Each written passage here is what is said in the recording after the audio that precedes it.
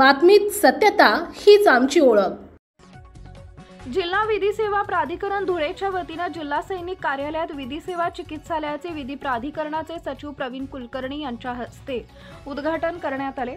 माजी सैनिक, विधवा, वीर माता, वीर पिता यांच्या कौटुंबिक समस्या तसेच जमिनीची समस्या इथं सोडवण्यात येतील। आठवड्याच्या बुधवार आणि गुरुवारी विधी सेवा चिकित्सालयात ज्या कोणाच्या समस्या असतील त्या तात्काळ सोडवण्यात येतील असं आवाहन विधी प्राधिकरणाचे सचिव प्रवीण कुलकर्णी यांनी केलं आहे। याप्रसंगी जिल्हा विधी सेवा प्राधिकरणाचे अधिकारी, कर्मचाऱ्यांसह माजी सैनिक उपस्थित होते। संपादक भूषण पवार। आज आपण या ठिकाणी माजी सैनिक असतील किंवा जे सैनिक देशाच्या सीमेवर कार्यरत आहेत व त्यांचे कुटुंबीय आहेत, त्यांच्या कुटुंबियांना कुठलीही लीगल सहाय्यता जर पाहिजे असेल तर त्यांना सुलभ व्हावे म्हणून आपण आज या ठिकाणी माननीय राष्ट्रीय विधी सेवा प्राधिकरण, माननीय राज्य विधी सेवा प्राधिकरण आणि आदरणीय अध्यक्ष जिल्हा विधी सेवा प्राधिकरण यांच्या सूचनेप्रमाणे आपण या ठिकाणी विधी चिकित्सालय स्थापन केलेलं आहे।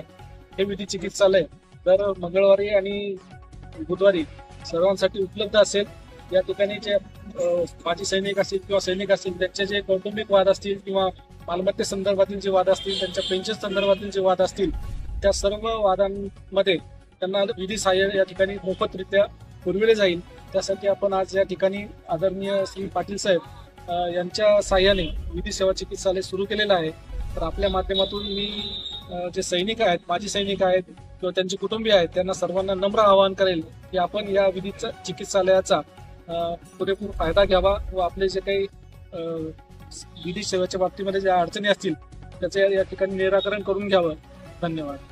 आपल्या परिसरातील महत्त्वाच्या बातम्या पाहण्यासाठी आजच आमच्या JBTV न्यूज चॅनलला YouTube वर सबस्क्राइब करा आणि बेल आयकॉन प्रेस करा।